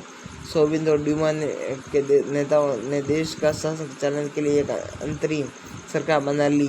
तय किया गया कि रूस के भविष्य के बारे में फैसला लेने के लिए जिम्मेदारी संविधान सभा को सौंप दी जाए। उसका चुनाव सार्वभौमिक वयस्क मताधिकार के आधार पर किया जाए। फरवरी 1917 में राजशाही को गद्दी से हटाने वाली क्रांति झंडा पेट्रोग्राद की जनता के हाथों में था। 1917 में राजशाही को उखाड़ फेंका था 1917 में, ये याद रखना। बस फरवरी के बाद क्या हुआ ये भी जाने। तो फरवरी में क्या हुआ? अंतरिम सरकार में सैनिक अधिकारी, भूस्वामी, उद्योगपति प्रभावशाली थे। उनमें उदारवादी, समाजवादी जल्दी से जल्दी निर्वाचित सरकार का गठन चाहते थे। जनसभा करने और संगठन बनाने में लगी पाबंदी हटा ली गई। हालांकि निर्वाचन का तरीका सब जगह एक जैसा नहीं था, लेकिन पेट्रोग्राद सोवियत की तर्ज पर सब जगह सोवियत बना ली गई। अप्रैल 1917 में बोल्शेविक के निर्वाचित नेता व्लादिमीर लेनिन रूस लौट आए। लेनिन के नेतृत्व में बोल्शेविक 1917 से युद्ध का विरोध कर रहे थे। उनका कहना था कि अब सोवियतों को सत्ता अपने हाथों में ले लेनी चाहिए। लेनिन के बयान कि युद्ध समाप्त किया जाए सारी ज़मीन किसानों के हवाले की जाए और बैंकों का राष्ट्रीयकरण किया जाए। ये बात प्रमुख है। इन 3 भागों में लेनिन की अपने थीसिस, ये बात सही है, ये से नाम से जाना जाता है। अब ये इम्पोर्टेंट क्वेश्चन और आ गया, ठीक है। क्या आया? लेनिन ने क्या कहा? लेनिन ने क्या कहा समझो पहले। लेनिन के नेतृत्व में बोल्शेविक 1917 से ही युद्ध का विरोध कर रहे थे। उनका कहना था कि अब सोवियतों को सत्ता अपने हाथों में ले लेनी चाहिए। लेनिन ने बयान दिया, अब यहाँ से अंडरलाइन कर देना, लेनिन ने बयान दिया कि युद्ध समाप्त किया जाए, सारी जमीन किसानों के हवाले की जाए, बैंकों का राष्ट्रीयकरण किया जाए। 3 प्रमुख बात की, एक तो युद्ध समाप्त, दूसरा सारी जमीन किसानों को दी जाए, बैंकों का राष्ट्रीयकरण किया जाए। तो इसको क्या कहते हैं? इसको ही ये क्वेश्चन बहुत बार पूछते हैं कि 3 मांगों को लेनिन की अप्रैल थीसिस के नाम जाना जाता है, क्योंकि ये 3 शर्तें थी लेनिन की। तो पूछ सकते हैं अप्रैल थीसिस किसे कहते हैं। तो प्रमुख 3 थे, एक तो बैंकों का राष्ट्रीयकरण, किसानों को वापस खेत दे दी जाए, तीसरा युद्ध विराम किया जाए। ये 3 लेनिन की मांगे थी, जिसे अप्रैल थीसिस के नाम से जाना जाता है। उन्होंने ये भी सुझाव दिया कि अब अपने रेडिकल उद्देश्यों को स्पष्ट करने के लिए बोल्शेविक पार्टी का नाम कम्युनिस्ट पार्टी रख लिया जाए। पहले और लेनिन की पार्टी थी बोल्शेविक, उसका नाम बदल के क्या रख दिया गया? कम्युनिस्ट पार्टी रख दिया गया। बोल्शेविक पार्टी के ज़्यादा लोगों को अप्रैल थीसिस के बारे में सुनकर काफ़ी हैरानी हुई। उन्हें लगता था कि अभी समाजवादी क्रांति के लिए सही वक्त नहीं आया, इसलिए फिलहाल अंतरिम सरकार को कोई समर्थन किया जाना चाहिए। लेकिन अगले कुछ महीने में घटनाओं ने उनकी सोच बदल दी। गर्मियों में मजदूर आंदोलन और फैल गया। औद्योगिक इलाकों में फैक्ट्री कमेटियाँ बनाई गई। इन कमेटी के माध्यम से मजदूर फैक्ट्री में चलने के लिए मालिकों के तौर पर 2 तरीकों पर सवाल खड़ा करने लगे। ट्रेड यूनियन ने तादाद बढ़ने लगी। सेना में सिपाहियों की समितियाँ बनने लगी। जून में लगभग 500 समितियों ने अखिल रूसी सोवियत कांग्रेस में अपने प्रतिनिधि भेजे। जैसे जैसे अंतरिम सरकार की ताकत कमज़ोर होने लगी और बोल्शेविकों का प्रभाव बढ़ने लगा, सरकार का असंतोष को दबने के लिए सख्त कदम उठाने लगी। सरकार ने फैक्ट्री चलाने के लिए मजदूरों द्वारा की जा रही कोशिशों को रोकना और मजदूरों के नेताओं को गिरफ्तार करना शुरू कर दिया।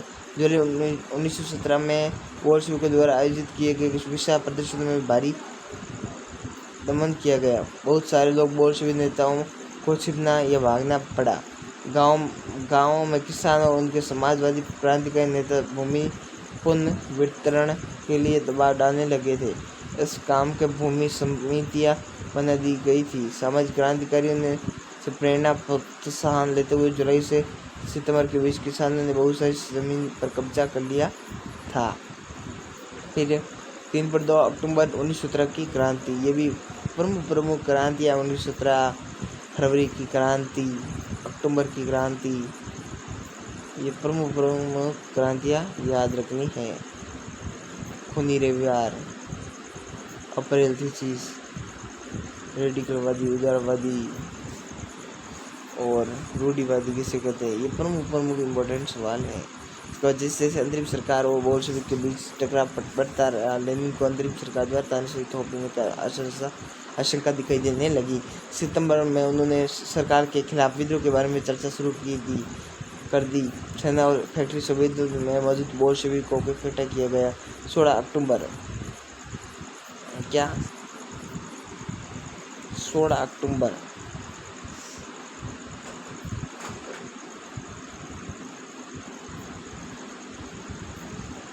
1917 को लेनिन ने पेट्रोग्राद सोवियत बोल्शेविक पार्टी को सत्ता पर कब्जा करने के लिए राजी कर लिया गया। सत्ता पर कब्जा के लियो ट्रोट्स्की के नेतृत्व में सोवियत की ओर से एक सैनिक क्रांतिकारी समिति का गठन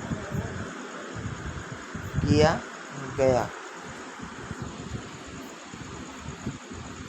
योजना को किस दिन लागू किया जाए? 24 अक्टूबर विद्रोह शुरू हो गया। संकट की आशंका देखते हुए प्रधानमंत्री केरेंस्की, उस समय रूस के प्रधानमंत्री कौन थे? केरेंस्की सैनिक टुकड़ी को इकट्ठा करने शहर से बाहर चले गए थे। तड़के ही सरकार के वफादार सैनिकों ने 2 बोल्शेविक अखबारों के दफ्तरों को घेरा डाल दिया। टेलीग्राम दफ्तरों पर नियंत्रण प्राप्त करने और विंटर पैलेस की रक्षा करने के सरकार समर्थक सैनिकों को रवाना कर दिया गया। पलक झपकते ही क्रांतिकारी समिति ने भी समर्थकों को आदेश दे दिया कि सरकारी कार्यालयों में कब्जा कर ले, मंत्रियों को गिरफ्तार कर ले। उसी दिन औरोरा नामक युद्धपोत ने विंटर पैलेस पर बमबारी शुरू कर दी। अन्य युद्धपोतों ने नेवा के रास्ते से आगे बढ़ते हुए विभिन्न सैनिक ठिकानों को अपने नियंत्रण में ले लिया। शाम ढलते ढलते पूरा शहर क्रांतिकारी समिति की नींद पर आ चुका था। मंत्रियों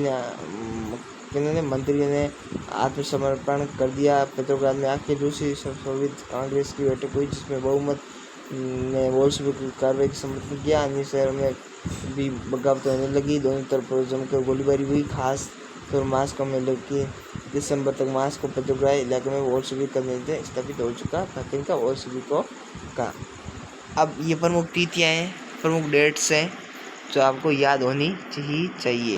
जैसे कि रूस में समाजवाद पर बहस कब हुई? 1850 से 1880 के बीच में। Russian social democratic workers party की स्थापना कब हुई? 1891 में। खूनी रविवार 1905 की क्रांति 1905 में हुई थी। ठीक, उसके बाद 1917 में मार्च 2 मार्च 1917 को जार द्वारा पद त्याग कर दिया गया। 26 अक्टूबर को पेट्रोग्राद में बोल्शेविक का विद्रोह हुआ। उसके बाद 1918 से 20 में गृह युद्ध। उसके बाद 1919 में कॉमिनटर्न का गठन हुआ। कॉमिनटर्न का गठन हुआ। सामूहिकरण की शुरुआत 1919 में हुई। फिर कॉमिनटर्न क्या है? कॉमिनटर्न क्या है अब हम जानेंगे। नए शब्द कम्युनिस्टर्न मतलब कम्युनिस्ट पार्टियों का अंतर्राष्ट्रीय संस्था। इस शब्द कम्युनिस्ट इंटरनेशनल का संक्षिप्त रूप है। Communist international.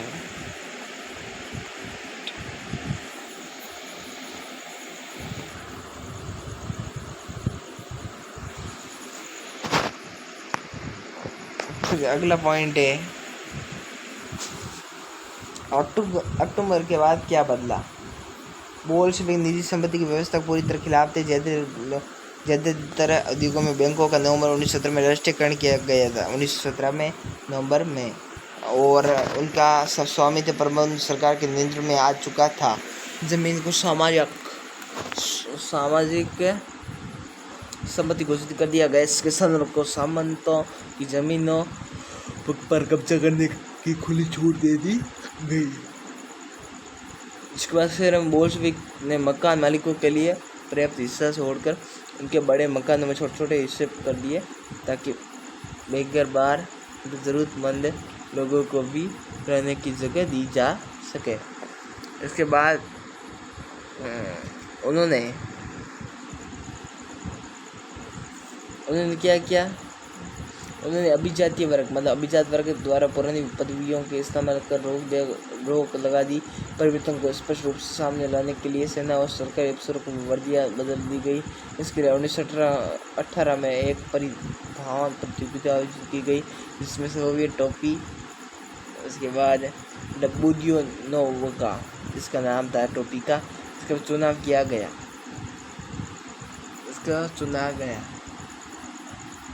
सोवियत टोपी को बोल्शेविक पार्टी का नाम बदलकर रूसी कम्युनिस्ट पार्टी बोल्शेविक रख दिया गया। पहले बोल्शेविक पार्टी नाम था, फिर कम्युनिस्ट पार्टी नाम रखा, फिर वापस से रूसी कम्युनिस्ट पार्टी नाम रख गया। चेंज किया तीसरी बार नाम। नवंबर 1917 में बोल्शेविक ने संविधान सभा के लिए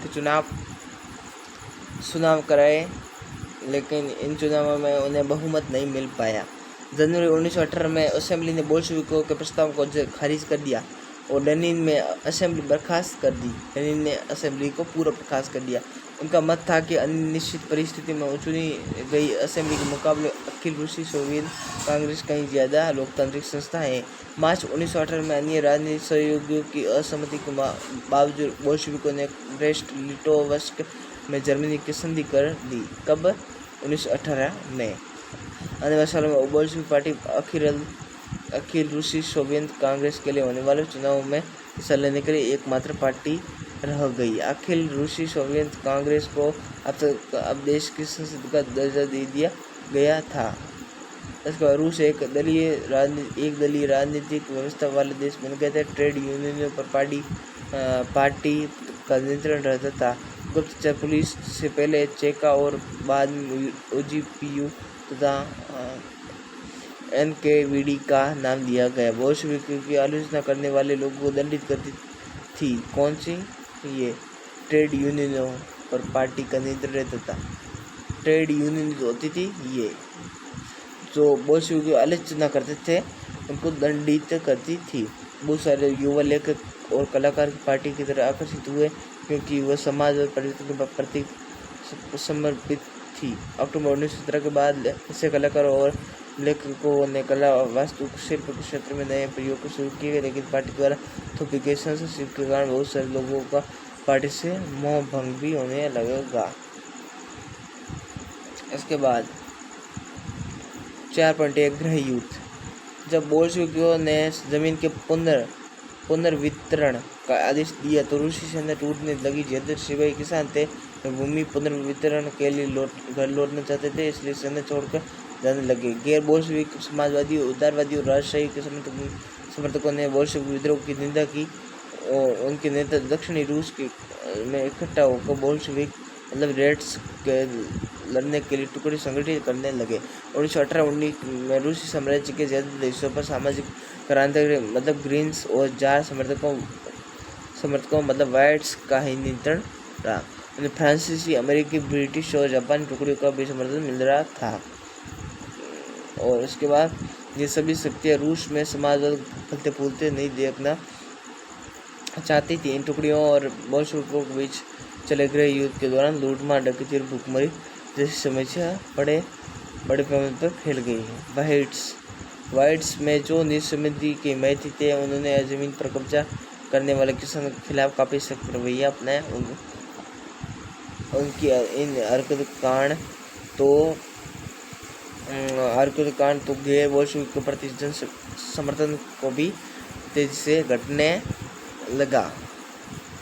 1920 के भूतपूर्व रूसी साम्राज्य के ज्यादातर हिस्सों पर बोल्शेविक का नियंत्रण कायम हो चुका था। उन्होंने गैर रूसी राष्ट्रवादियों और मुस्लिम जदीदियों के मदद से कामयाबी मिली थी। जहाँ रूसी उपनिवेशवादी एक बोल्शेविक विचारधारा के अनुयायी बन गए थे, वहाँ पर ये मदद काम नहीं आ सकी। मध्य एशिया के स्थित खीवा बोल्शेविक उपनिवेशकों ने समाजवाद की रक्षा के नाम पर स्थानीय राष्ट्रवादियों को बड़े पैमाने पर कत्लेआम किया। ऐसे हालात में बहुत सारे लोगों को ये समझ नहीं आ रहा था कि बोल्शेविक सरकार क्या चाहती थी। आंशिक रूप से इसी समस्या में निपटने के लिए ज्यादातर गैर रूसी राष्ट्रीयताओं को सोवियत संघ यूएसएसआर दिसंबर 1922 में रूसी साम्राज्य बोल्शेविक द्वारा स्थापित किया गया। राज्य के अंतर्गत राजनीतिक स्वायत्तता दे गई, लेकिन क्योंकि बोल्शेविकों ने स्थानीय सरकारों पर कई अलोकप्रिय सख्त नीतियाँ जैसे घुमंतुवाद की रोकथाम की बड़ी कोशिशें थोप दी थी, इसलिए विभिन्न राष्ट्रीयताओं का विश्वास जीतने के प्रयास में आंशिक रूप से ही सफल हो पाए। इसके बाद 4.2 समाजवादी समाज का निर्माण। गृह युद्ध के दौरान बोल्शेविकों ने उद्योगों और बैंकों के राष्ट्रीयकरण को जारी रखा। उन्होंने किसानों और जमीन पर खेती की छूट दे दी, जिसका समाजीकरण किया जा चुका था। जब्त किए गए खेतों का इस्तेमाल बोल्शेविक ये दिखाने के लिए करते थे कि सामूहिकता क्या होती है। शासन के लिए केंद्रीकृत नियोजन की व्यवस्था लागू की गई। अफसर इस बात का हिसाब लगाते थे कि अर्थव्यवस्था किस तरह काम कर सकती है। इस आधार पर 5 साल के लिए लक्ष्य तय कर देते थे। इसी आधार पर उन्होंने 5 वर्षीय योजना, जो हम भारत में भी चल रही है, जो योजना बनानी शुरू कर दी। पहली दो 5 वर्षीय योजना दे सकते हैं आप। एक 1927 1932, दूसरी 1933 और 1938। तो इसमें क्या गया दौरान इन 2 पंचवर्षीय योजना 10 साल के दौरान औद्योगिक विकास को बढ़ावा देने के लिए सरकार ने सभी तरह की कीमतें स्थिर कर दी। क्योंकि रूस में भी आपको पता है खेती तो होती थी पर उद्योग बहुत कम होते थे, तो फिर उद्योग भी होने लगा। उस प्रकार भारत में भी पंचवर्षीय योजना आई। भारत में भी अलग अलग विकास हुए, विकास को काफ़ी गति मिली। औद्योगिक उत्पादन बढ़ने लगा। 1929 से 1929 से 1933 के बीच तेल, कोयले और स्टील उत्पादन में 100% वृद्धि हुई। क्या बात है। नए नए औद्योगिक शहर में अस्तित्व में आए, नए शहर आए, मगर तेज निर्माण कार्यों में दबाव की कार्य स्थितियाँ खराब होने लगी।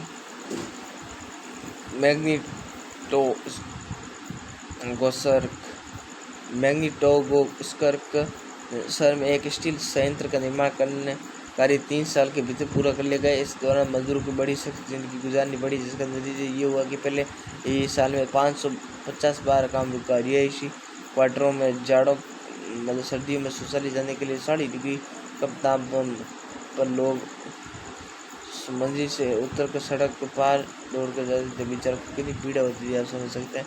एक विस्तारित शिक्षा व्यवस्था विकसित की गई और फैक्ट्री कामगारों व किसानों को विश्वविद्यालयों में दाखिले दिलाने के लिए खास इंतजाम किए गए। इसके बाद कारखानों को समाजवादी प्रतीक की तरह मान लगा जाता था। 30 के दशक में सोवियत रूस के उसके ऊपर थे बच्चे, आप देख सकते हैं। उसके बाद पहली पंचवर्षीय योजना के तहत दौरान मैग्निटोगोस्कर्क का एक बच्चा देख सकते फैक्ट्री में काम करता हुआ। उसके बाद 30 के दशक में कारखाने का भोजन कक्ष, आप देख सकते हैं। इसके बाद महिला कामगार को बच्चों के लिए फैक्ट्रियों और बालवाड़ियाँ खोल दी गई, क्योंकि सस्ती स्वास्थ्य सेवा उपलब्ध कराई गई। मजदूर के लिए आदर्श रिहायशी मकान बने गए, क्योंकि बेचारे मजदूर अब कहाँ जाए, इतनी बड़ी अब फैक्ट्री बनेगी तो ठीक। मैग्नेटोस्कोप फैक्ट्री बनने में ये भी किए गए काम वो सरकार ने किए, लेकिन सारी कोशिश के नतीजे सभी जगह एक जैसे नहीं रहे, क्योंकि सरकारी संसाधन सीमित थे, कहीं पर थे कहीं पर नहीं। इसके बाद 4.3 अब आए स्टालिनवाद और सामूहिकरण। नियोजित अर्थव्यवस्था के एक शुरुआत दौर खेती के सामूहिकरण से पैदा हुई, तभी से जुड़ा तो हुआ था। 1927 से 1928 के आसपास रूस के शहर में अनाज का भारी संकट पैदा हो गया था। कब 1927 से 1928 के बीच में सरकार ने अनाज की कीमतें तय कर दी थी, उससे ज़्यादा कीमत पर कोई अनाज नहीं बेच सकता था, लेकिन किसान उस कीमत पर सरकार को अनाज बेचने के लिए तैयार नहीं थे। तो फिर सरकार ने क्या किया, लेनिन के बाद पार्टी की कमान संभाल रहे स्टालिन ने स्थिति से निपटने के लिए बड़े कदम उठाए। उन्हें लगता था कि अमीर किसान व्यापारी कीमतें बढ़ने की उम्मीद में अनाज नहीं बेच रहे हैं। स्थिति पर काबू पाने के लिए सट्टेबाजी पर अंकुश लगाना और व्यापारी के पास जमा अनाज को जब्त करना जरूरी था। 1928 में पार्टी के सदस्यों ने अनाज उत्पादक इलाकों का दौरा किया। उन्हें किसानों ने जबरन अनाज खरीदा और कुल्कों के ठिकानों पर छापे मारे।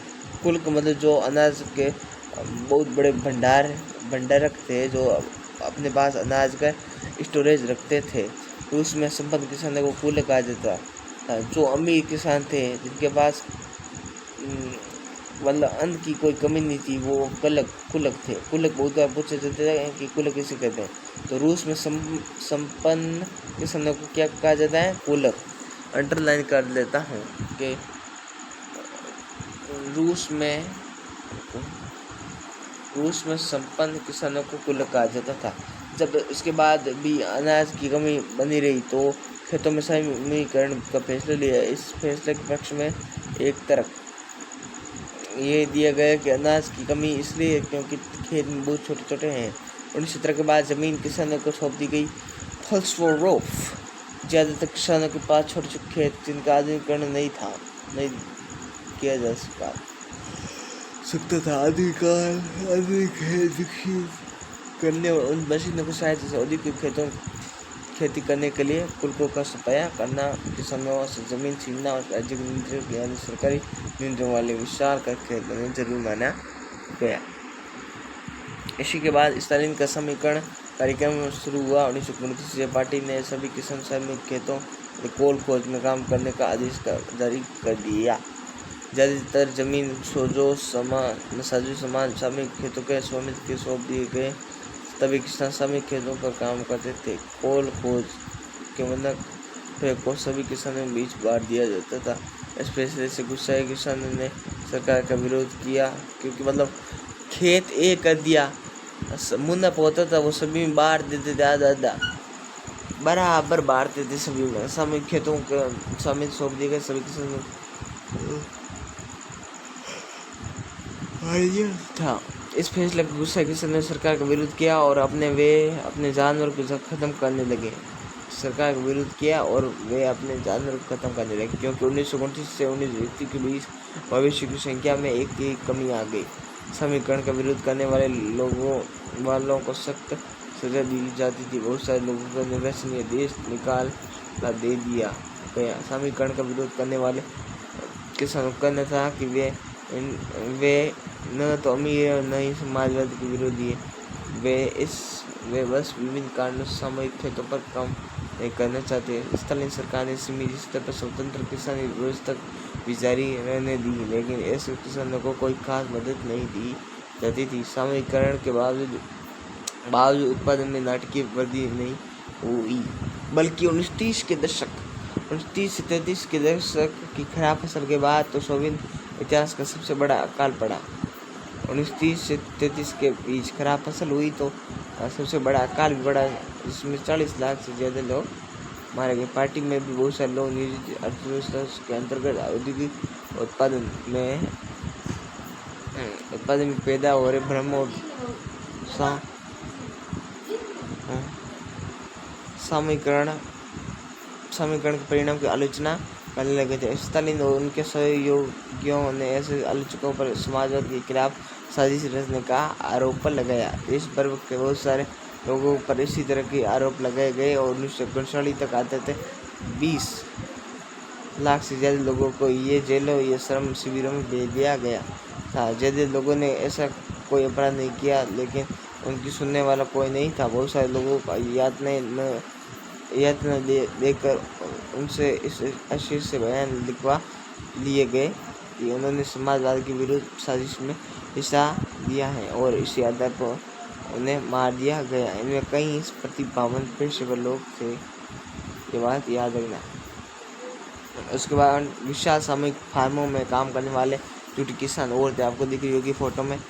इसके बाद 5 पार्ट है, मतलब 5वां टॉपिक है रूसी क्रांति और सोवियत संघ का वैश्विक प्रभाव। बोल्शेविक ने जिस तरह सत्ता पर कब्जा किया और जिस तरह उन्होंने शासन चलाया, उसके बारे में यूरोप की समाजवादी पार्टियां बहुत सहमत नहीं थी, लेकिन मेहनत कशों के राज्य की स्थापना की संभावना ने दुनिया भर के लोगों में एक नई उम्मीद लगा दी थी। बहुत सारे देशों में कम्युनिस्ट पार्टियों का गठन किया गया, जैसे इंग्लैंड में communist party of the great Britain की स्थापना की गई। Communist party of the great Britain की स्थापना की गई थी।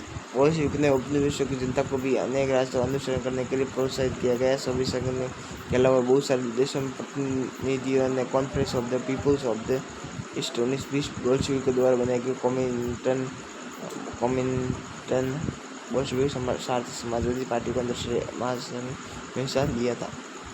कुछ विदेशियों को सोवियत संघ communist university of the workers of the east में शिक्षा दी गई। जब दूसरा विश्व युद्ध शुरू हुआ तो तब तक सोवियत संघ की वजह से समाजवाद एक वैश्विक पहचान और हैसियत मिल चुकी थी, लेकिन 50 दशक तक देश के भीतर लोग समझने लगे थे कि सोवियत संघ की शासन शैली रूसी क्रांति के आदर्शों का अनुरूप नहीं है।